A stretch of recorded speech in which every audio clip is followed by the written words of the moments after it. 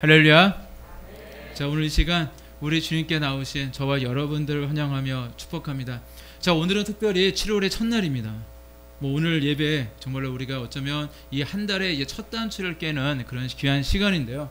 자, 이 시간을 통해서 정말로 한 달의 그 영적인 첫 단추도 잘 깨시고요. 그리고 이 시간을 통해서 우리 하나님이 주시는 새 힘과 은혜 있고 돌아가시는 저와 여러분들이 되시기를 간절히 바랍니다. 자, 오늘 말씀의 주제는 명품 신앙입니까? 라는 주제입니다. 명품 신앙입니까? 여러분, 명품 아시죠? 명품. 보통 저도 명품에 별로 관심이 없는데 보통 명품에 관심이 없어서 그렇지 명품을 싫어하는 사람은 아마 이 땅에 아무도 아마 없을 거예요. 그래서 이제 우리 사회는요, 현재 명품 하면서 그 명품 바람이 사실 대단합니다. 고가의 의류에서부터 가방, 액세서리 등 유명한 그 메이커의 제품들이 이 땅에 참으로 많이 있고요. 그리고 또한 많이 팔리고 있습니다. 저는 그래서 오늘 말씀을 준비하면서 그 명품이라는 단어의 뜻이 무언가 궁금해서 한번 찾아봤습니다. 그랬더니 국어사전에 뭐라고 기록이 되어 있냐면 명품이란 뛰어나거나 이름난 물건 또는 그런 작품이라고 정의가 되어 있습니다. 저는 특별히 명품에 별로 관심도 사실 없고요. 사실 제가 인생을 살아가면서 메이커에 별로 신경 쓰지도 않고 그렇게 살기는 하는데 저는 일단 컴퓨터에 대해서 좀 관심이 많았고 예전부터 컴퓨터는 좀 관심이 많았어요. 그러다 보니까 컴퓨터와 같은 그런 전자제품에 대해서는 좀 관심이 좀 있는 편입니다. 그런데 지금 제가 사용하기에 불편하지만 않으면 저는 계속 그 좋은 컴퓨터를 쓰지 않고 그냥 늘상 그 컴퓨터를 쓰는데 사실 망가지거나 아니면은 굉장히 사용하는데 느려서 불편할 정도가 아니면 특별히 이렇게 저는 컴퓨터를 바꾸거나 그럴 생각도 사실 별로 없어요. 그리고 이제 제가 기껏해야 게임을 하는 것도 아니고요. 사무용으로 쓰기 때문에 조금 좀 사양이 좀 딸린다 싶으면 메인보드를 사와서 간다든지 아니면 기타 메모리를 올린다든지 그런 식으로 CPU를 좀 올린다든지 그런 식으로 이제 그때 이제 업그레이드를 시켜서 그렇게 이제 불편함 없이 지금 잘 사용하고 있습니다. 그런데 말씀을 준비하다 보니까 이제 우리 사회가 명품 하는데 혹시 컴퓨터도 명품에 있을까 싶어서 제가 한번 찾아보았어요. 그랬더니 정말로 비싼 컴퓨터가 있더라고요. 있는데 일본의 제우스 컴퓨터라는 곳에서 만든 컴퓨터인데 본체를 뭐로 만들었냐면 백금으로 만들었습니다. 그 귀한 백금으로 만든 컴퓨터인데 일본 돈으로 8천만 엔인데요. 그러니까 그것을 우리나라 돈으로 환산을 하니까 약 6억 4천만 원 되는 그런 컴퓨터도 있더라고요. 자, 그래서 이제 그런 데스크탑만이 아니라 한번 노트북도 궁금하니까 찾아보았습니다. 그랬더니 노트북이 많이 있지만 특별히 2007년도에 나왔던, 지금 굉장히 오래됐는데 불구하고 2007년도에 영국에서 만든 한 컴퓨터가 있는데 그 노트북이 가장 비싸더라고요. 그 영국의 그 명품만을 만든다는 그 루베 글리오라는 사람이 만든 그런 컴퓨터였는데 케이스에 그 다이아몬드를 박았어요. 그래서 굉장히 가치 있게 만들었는데 얼마일 것 같습니까? 자, 아까보다 좀 더 비쌉니다. 얼마냐면 11억 4,350만 원입니다. 자, 그리고 이제 또 찾아보니까 우리가 보통 마우스 아시죠? 마우스, 컴퓨터 마우스 같은 경우에 보통 무선 마우스를 사더라도 다이소 가면 5천 원이면 사고요. 아니면 다른 데서 사도 만 원이나 한 2만 원 정도 하는데 그것도요 굉장히 비싼 마우스가 있더라고요. 어떻게 만들었냐면 금괴 있잖아요. 금괴로 만든 마우스인데 금괴에다가 그 구멍을 뚫고 막 해서 만든 그런 마우스인데 가격이 얼마냐? 4,212만 원이라고 합니다. 세상에는요 이런 제품들도 있더라고요. 그래서 사실 제 생각에는 이 컴퓨터가 성능이 좋아서 비싼 것이 아니라 정말 그래서 명품이 아니라 오히려 부자들이 자신의 어떤 그런 재력을 과시하기 위해서 만드는 그런 사치성 제품이다라는 생각이 저는 듭니다. 제가 오늘 말씀드리는 명품은 사실 이런 제품이 아니에요. 그냥 터무니없이 가격만 비싸게 높게 만든 그런 제품이 아니라 정말로 제대로 된 명품을 이야기하는 것입니다. 그렇다면 정말로 명품이라면 어떤 것이 있을까요? 어떤 글을 보니까 명품이 되기 위한 세 가지 조건이 있더라고요. 첫 번째가 뭐냐면 명품이 되기 위해서는 첫 번째는 품질이 뛰어나야 합니다. 자, 품질이 뛰어나다는 것은 그만큼 내구성이 좋다는 의미도 가지고 있어요. 그래서 오래 써도 늘 새 것 같이 그렇게 한결같이 오랫동안 쓸 수 있는 제품을 이야기합니다. 자, 둘째는요, 유행을 타면 안 된대요. 유행을 타지 않아야 됩니다. 그래서 시간이 많이 지나도 유행이 막 지났다고 쉽게 버려지는 그런 제품이 아니라 세월이 흐르고 쓰면서 나의 손때가 막 묻을수록 오히려 가치가 더 좋아지는, 더 하는 것이 명품으로 인정을 받는다고 합니다. 또 셋째는요, 명품에는요, 그 제품만이 가지고 있는 어떤 신비로움이 있어야 된다고 그래요. 다시 말해서 그 제품만이 가지고 있는 독특한 특징을 가지고 있어야 한다고 합니다. 그러니까 너무 평범해서는 안 된다는 거예요. 누구나 다 가지고 있을 만한 그런 평범해지는, 그런 평범해 보이는 그런 제품이라면 명품으로서의 가치가 떨어진다고 합니다. 자, 명품이라고 하면서 너무 터무니없이 비싼, 가격만 비싼 그런 제품들도 사실 있긴 하지만 일반적으로 명품이라든지 아니면 유명 브랜드라든지 유명 메이커가 있는 제품들을 우리 사람들이 찾는 이유가 무엇입니까? 잘 알려지지 않은 그런 중소기업의 그런 제품들과 비교해 봤을 때 분명히 제품의 질도 확실히 다르고요. 또한 제품이 워낙에 좋다 보니까 이 제품에 어떤 하자가 있거나 문제가 생기게 되었을 때 그 제품을 생산한 그 제조회사의 그 서비스도 달라요. 고유 넘버도 막 다 적혀 있어서 정말로 그 제조회사의 서비스도 다르기 때문에 그래서 일단 써보면 분명한 차이가 이제 난다고 합니다. 자, 그런데 우리가 쓰는 이러한 물건에만, 제품에만 명품이 있는 것이 아닙니다. 바로 우리의 믿음에도 명품이 있다는 사실을 기억하시기를 바랍니다. 늘 한결같은 품질이 유지되어지고 세월이 막 지나도 유행을 타지 않고 오히려 오래되고 손때가 묻을수록 가치가 더 있고 그것만의 어떤 신비로움을 가진 제품이 명품이란다면 우리 믿음도 마찬가지예요. 우리의 믿음도 그렇습니다. 우리 주님 앞에서 시간이 지나도 늘 변질되어지지 않는 순수하고 한결같은 믿음이 되어야 하고요. 어떤 상황과 어떤 현실과 환경이 바뀌고 나의 삶에 녹록지 않는 그런 순간이 다가온다 할지라도 늘 변화되지 않는 믿음이 되어야 하고요. 그리고 늘 하나님의 형상을 닮은 하나님의 자녀답게 늘 진국 같은, 어디에 내놓아도 세상 사람들과 분명히 차이가 있고 다른 정말로 진짜 그리스도인들이 되어야 할 것입니다. 무리만 그리스도인이 되어서는 안 된다는 거예요. 무리만 신앙인이 되어서는 안 된다는 겁니다. 그렇듯한 그런 겉으로 보기에 그냥 그렇듯한 그런 신앙의 모습이 아니라 정말로 참 믿음을 가진 명품과 같은 신앙인이 되어야 될 줄로 믿습니다. 자, 그런데 사람들이요, 그 비싼 돈을 주고 사는 물건 중에는 그 명품이 아닌, 정말로 그 명품이 아닌데 명품과 비슷하게 보이는 것들이 있습니다. 그래서 워낙에 똑같이 만들다 보니까 그 전문가가 아니면 쉽게 구별하지 못하는, 그래서 어떤 사람들은 사람들을 속여서 팔아서 정말로 그것을 명품인 줄 알고 이제 속아서 사는 그런 것들도 있다고 합니다. 자, 우리가 가르쳐서 우리는 그걸 짝퉁이라고 이야기를 해요. 짝퉁은 한마디로 가짜입니다.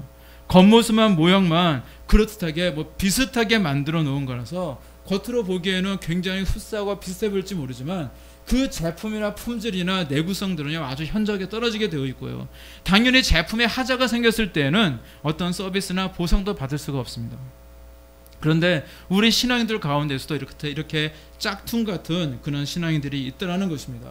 평소에 교회도 다닙니다. 예배도 참석을 합니다. 신앙생활을 하고 있습니다. 그래서 겉으로 보면 그리스도인이에요. 분명히 종교인이고 그리스도인입니다. 교인이고 신앙인입니다. 그런데 우리 하나님이 보시기엔 어떠냐는 거예요. 우리 하나님 보시기에는 명품이 아니라 정말로 진짜 그리스도인이 아니라 짝퉁이라고, 가짜 그리스도인이라고 우리 하나님께서 평가하는 사람이 있다면 정말로 얼마나 안타깝겠습니까? 그런데 이 땅에는 그런 사람들이 너무 많이 있다는 사실입니다. 그렇다면 저와 여러분들은 어떤 모습입니까? 저와 여러분들의 신앙은 어떻습니까? 우리는 모두가 다 명품 신앙이 되어야 될 줄로 믿습니다. 사실 누구나 다 부족합니다. 특히 하나님 보시기에 완전한 사람 한 명도 없어요. 우리 모두는 부족하고 연약한 인생들입니다. 그렇기 때문에 우리는 노력해야 됩니다. 더욱더 하나님을 바라보고 믿음으로 나아가자고 하고 기도로 나아가고 늘 예배로 나아가고 늘 인내로 나아가시며 끝까지 믿음을 지키며 나아가셔서 우리 모두가 우리 하나님께 인정받는, 정말로 저 신앙은 명품이구나, 우리 하나님께서 그렇게 인정하시고 칭찬하시는 저와 여러분들이 되시기를 간절히 바랍니다. 저는 어린 시절에 그 허리띠에 대한 그런 기억이 이제 생각이 났습니다.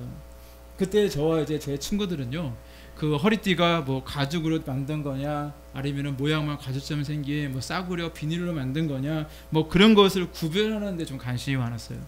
그래서 지금 생각해 보면은 꼭 가죽으로 되어 있어야만 뭐 좋은 것도 아니고요. 더군다나 당시 뭐 가죽 허리띠, 제가 그 당시 뭐 중학생 때로 기억하는데 뭐 중학생들 뭐 가죽 허리띠 메어봤자 뭐 천연 가죽도 아닐 거고요. 싸구려 인조 가죽이었을 텐데도 불구하고 그때는요 가죽이면 무조건 좋아 보였어요.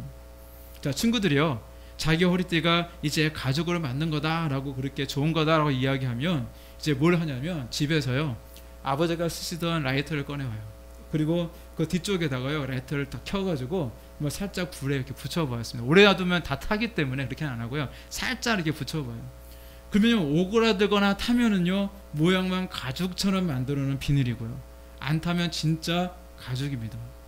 지금 생각해보면 참으로 무식한 방법이었는데, 그러다가 진짜로 타버리면 얼마나 아깝겠어요. 그런데도 어린 시절에 그렇게 재미삼아 친구들과 함께 진짜 가죽인지 가짜 가죽인지 좀 그것을 구별했던 그런 기억이 있습니다. 그때 저는요 진짜 가죽은 불에 잘 타지 않는다는 거, 그리고 튼튼하고 견고하다는 사실을 그때 저는 알게 되었어요. 그런데 우리의 신앙도 그렇다는 것입니다.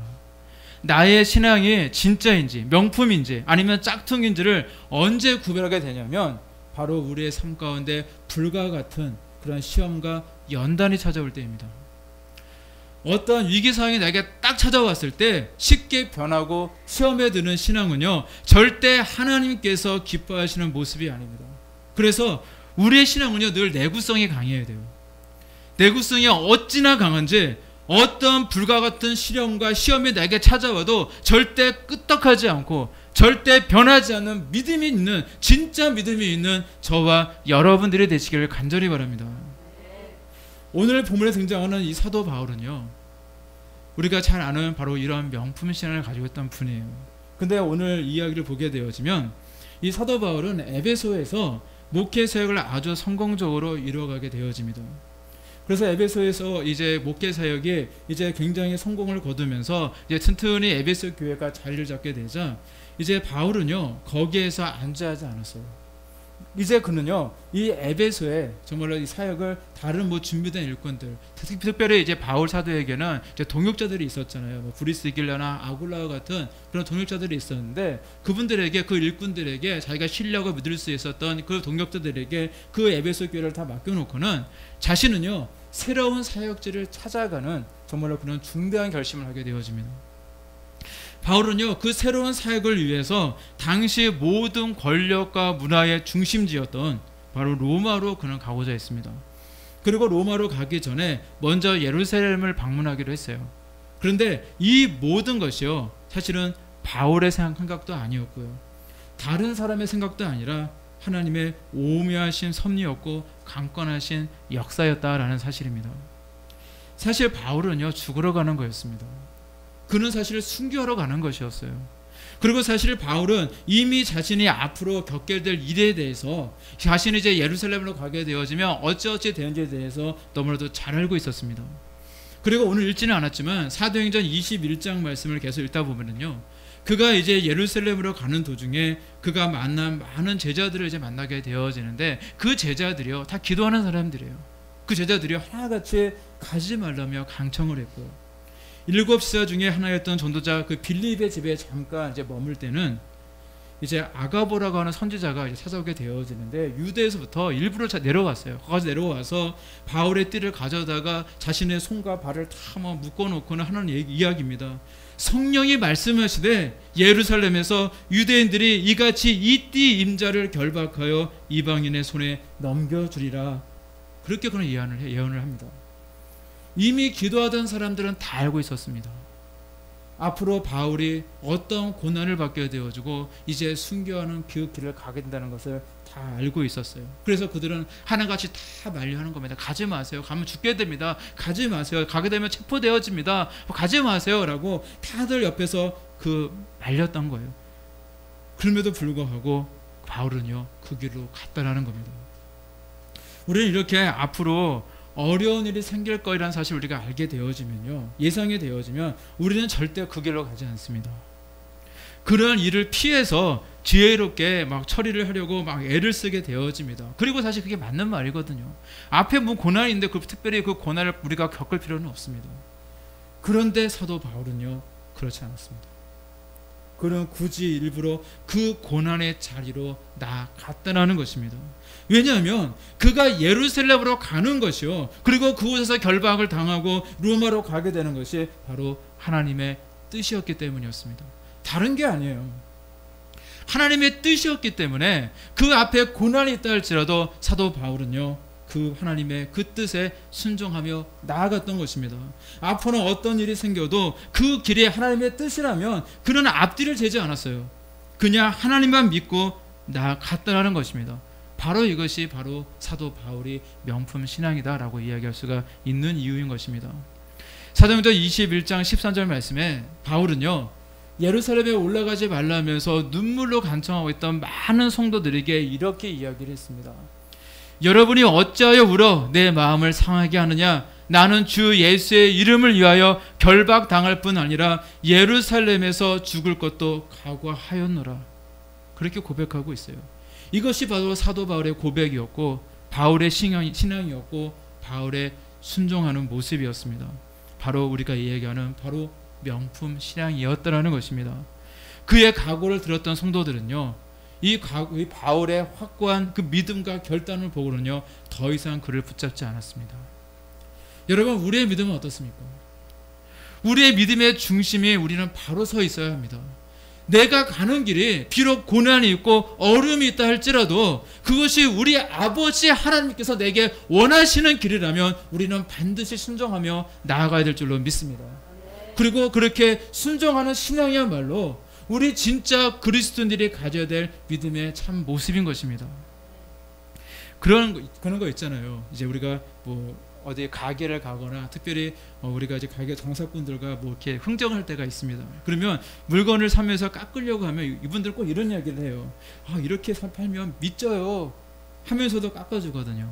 왜냐하면 그렇게 팔아도 손해보지 않기 때문에 그렇게 파는 거 아니겠습니까? 하물며 인생의 장사꾼도 이럴지언데 우리의 생사복을 주관하시는 우리 하나님께서 우리의 삶을 인도해 주신다면 어떻겠습니까? 하나님은 절대 손해보는 장사하지 않으십니다. 당장은 힘든 것 같고 손해보는 것 같고 어려워 보이는 것 같다 할지라도 우리 하나님의 뜻대로 행할 때에 우리 모두가 잘 되어지고 형통하게 되어지는 역사가 있다는 사실을 여러분들 믿으시기를 바랍니다. 자, 이와 같은 이유로 바울은 끝까지 뜻을 굽히지 않고 성령의 인도하심에 순종했습니다. 그 순종은 당장의 바울로 하여금 이제 예루살렘에서 이제 결박을 당하게 되고 또 환난을 당하게 하였고, 또한 죄수의 몸이 되어서 몸이 이제 묶여서 결박된 채로 그 군사들에 의해서 병정들에 의해서 로마로 이제 압송되어 가게 되어지지만, 그는 거기서요 로마로 갔을 때 오랜 세월 동안 수많은 사람들에게 복음을 전하게 되었고, 그의 그 순종을 통해서 전파된 이 복음은요 결국 로마를, 이 큰 로마를요 신앙으로 굴복시키게 되어집니다. 그리스도인들을 닿도록 탄압했던, 수많은 그리스도인들을 죽였던 이 로마가요 결국에는 그 기독교를 인정하게 되어지고, 그를 핍박했던 이 로마를 중심으로 해서 온 세계로 복음의 씨앗이 퍼져나가게 되었다는 것입니다. 바울 한 사람이 하나님 앞에 순종했더니 바울이 평생 그토록 소망하며 꿈꿔왔던 복음 전파의 가속력에 더욱 불붙게 되었다는 것입니다. 그래서 바로 이곳, 우리가 살고 있는 이곳, 그 당시 그 이스라엘, 그 로마의 어쩌면 지구의 반대편을 할 수 있는 이 대한민국 땅에도 그리스도의 복음이 전해서 들어올 수 있게 되어진 겁니다. 그리고 이 모든 역사는 바울과 같은 명품 신앙을 가졌던 믿음의 일꾼들의 순종이 있었기 때문에 가능했던 것입니다. 그리고 저와 여러분들도 마찬가지입니다. 이러한 순종의 믿음을 가지시기를 바랍니다. 그리고 우리의 순종을 통해 하나님은 일하시고요, 저와 여러분들에게 약속해 주신 놀라운 언약과 비전도 반드시 이루어 주실 줄로 믿습니다. 그 스페인의 무적 함대를 이끌었던 그 코르테스 제독이라는 사람이 있습니다. 그가 이제 새로운 땅을 개척하기 위해서 그 멕시코 그 동해안에 이제 상륙하게 되었어요. 그런데 병사들이요, 굉장히 오랜 시간 동안의 항해와 전쟁으로 인해서 그 심신이 매우 지쳐 있었습니다. 그래서 시간이 지날수록 점점 약해져 갔고요. 그리고 고향에 돌아가고 싶은 그 향수병이 생기게 되었습니다. 그래서 자신들이 왜 이곳에 왔는지 그 목적을 정말 상실해 가기 시작했고, 그래서 그들은요, 싸울 생각은 전혀 없고요, 늘 먼 바다를 바라보면서 한숨을 내쉬면서 계속 자신의 집에 가고 싶은, 집에 있는 식구들을 만나고 싶고 부모님을 만나고 싶고 가족을 만나고 싶은 그 향수병 때문에 그렇게 집에만 가고 싶어 했습니다. 그래서 이러한 사실을 지켜보던 이 코르테스 제독은요, 아주 큰 결단을 하게 되어집니다. 그가 뭐를 하냐면 그들이 타고 왔던 배를 불살라 버렸습니다. 그리고 병사들에게 이제 타고 돌아갈 배가 없으니까 이 전쟁에서 반드시 승리해야만 고향에 돌아갈 수 있다. 그러니 목숨을 걸지 않으면 실패하고 말 것이기 때문에 목숨을 걸어라, 그리고 전투에 임해라 하고 그 사실을 다짐을 받았다는 것입니다. 이제 정말로 그들에게는요, 돌아갈 방법이 없었습니다. 오직 이 전투에서만 이겨야만, 승리해야만 그들은 이 집에 돌아갈 수 있었기 때문에 그때부터 그들은 정신을 바짝 차리고 이제 앞만 보며 나가게 되었고요. 그리고 자신의 목숨을 걸고 그 전쟁에 임하게 되었다라는 그런 이야기입니다. 하나님께 목숨을 건 신앙은 바로 이와 같다라는 거예요. 우리는 물러설 곳이 없습니다. 오직 하나님의 뜻을 위하여, 하나님의 주신 이 사명을 위해 저는 앞만 보며 나아가겠습니다 라는 그런 믿음의 결단이 우리에게는 있어야 될 줄로 믿습니다. 오늘 읽으신 말씀 22절 24절 말씀에 오직 성령이 각성해서 내게 증언하여 결박과 환난이 나를 기다린다 하시나 내가 달려갈 길과 주 예수께 받은 사명 곧 하나님의 은혜의 복음을 전하는 일을 마치려 하면은 나의 생명조차 조금 더 귀한 것으로 여기지 아니하노라 라고 바울사도는 고백하고 있습니다. 이처럼 사도 바울은요, 우리 예수님께 받은 사명, 그 사명을 위해 나의 생명을 조금 더 귀한 것으로 여기지 아니하노라 라고 고백했던 것입니다. 이처럼 우리 하나님께 목숨을 건 사람은요, 하나님께서 명하신 일, 즉 그 사명에 목숨을 걸 수 있는 사람입니다. 이처럼 사명이 있는 사람은요, 끝까지 최선을 다합니다. 자신이 처해진 그 환경과 어떤 여건들, 조건들을 살피지 않아요. 오늘 바울의 고백처럼 나의 달려갈 길과 주 예수께 받은 사명 곧 하나님의 은혜의 복음 증거하는 일을 마치려 하면은 나의 생명을 조금 더 귀한 것으로 여기지 아니하겠노라 라는 그런 마음가짐을 가지고 헌신하고 충성하며 나아갈 때 이런 놀라운 역사가 이루어지게 되는 것입니다. 근데 지금 시대는요, 바울의 시대처럼 순교자의 피를 요구하는 시대는 사실은 아닙니다. 물론 아직도 오지에서 자신의 정말로 생명을 다해 정말로 어쩌면 때로는 정말로 자신의 피를 뿌리며 순교하시는 선교사님들 간혹 있긴 하세요. 하지만 지금 현재 전 세계적으로 이제 순교하시는 분들은 거의 없다고 생각하셔도 됩니다. 특별히 현재 우리는요, 특별히 한국 땅에서 이 상황은 특히 이 바울의 시대는 완전히 다르잖아요. 그러나 아무리 평화로운 시대가 있다고 할지라도 우리가 예수를 믿는다고 핍박받거나 탄압받거나 죽임을 당하는 그런 시대는 아니라고 할지라도 우리 신앙생활에는 여전히 결단을 요구한다는 사실을 기억하시기를 바랍니다. 근데 한번 생각해 보시길 바랍니다. 우리 하나님께서 만약 바울처럼 저와 여러분들에게 순교자의 삶을 살라고 명령하신다면 우리는 순종해야 될 것입니다. 그때 그 고난에 비해 정말 우리가 그렇게 해야 될 것인데도 불구하고 그때 그 고난에 비한다면 지금 우리가 가지고 있는 이 고난은 사실 그렇게 큰 고난은 아니다라는 생각도 하게 되어집니다. 그래서 저는요, 참 이것도 또한 은혜이고 감사하다는 생각이 되어집니다. 따라서 내가 목숨까지로 하나님께 드리고자 하는 그런 결단만 내게 있다면 지금 내가 어떤 어려움을 겪더라도 우리는 묵묵히 다 감당할 수 있는 줄로 믿습니다. 교회 사역을 하다 보면요, 때로는 교인들 때문에 우리가 상처를 받을 때도 있습니다. 아니면 때로는 어떤 일 때문에, 어떤 상황 때문에 마음에 굉장히 많은 고난들이 내 마음에 있을 때도 있어요.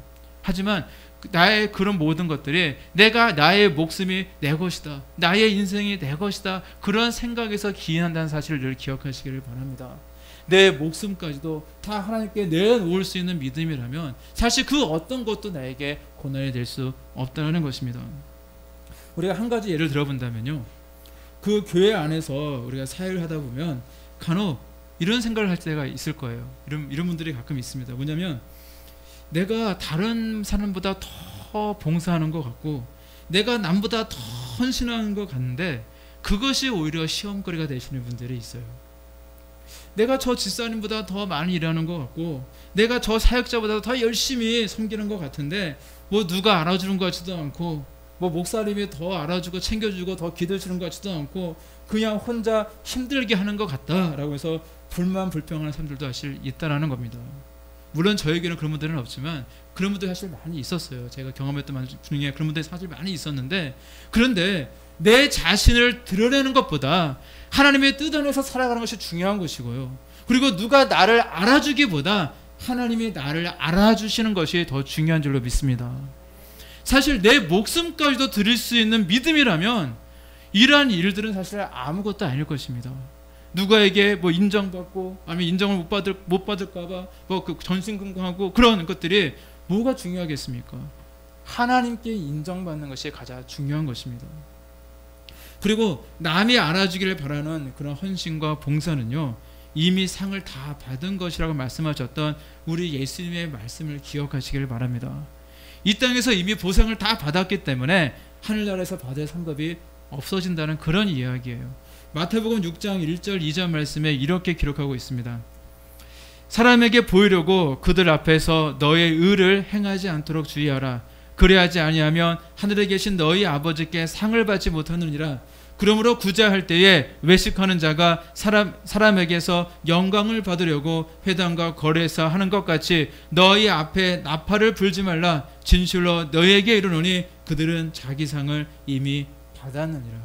그들은 자기 상을 이미 받았느니라 라고 말씀하고 있습니다. 따라서 내가 하는 헌신을요 아무도 몰라주는 거야말로 더 귀하고 값진 일입니다. 그래서 여러분 뭔가 선한 일을 하실 때에도요 몰래 하시길 바랍니다. 드러내지 마시고 몰래 하시길 바라요. 그래야 우리의 상급이 하늘나라에 쌓여지게 되는 것입니다. 이처럼 남이 나를 알아주지 않더라도 늘 주님이 원하시는 자리에서 내가 수고하고 헌신하며 순종하며 나가는 그 모습이야말로 우리 하나님의 나라에 나의 상급이 쌓여지는 그런 모습이고요. 또 우리 하나님께 인정받는 그런 명품 신앙의 모습인 줄로 믿습니다.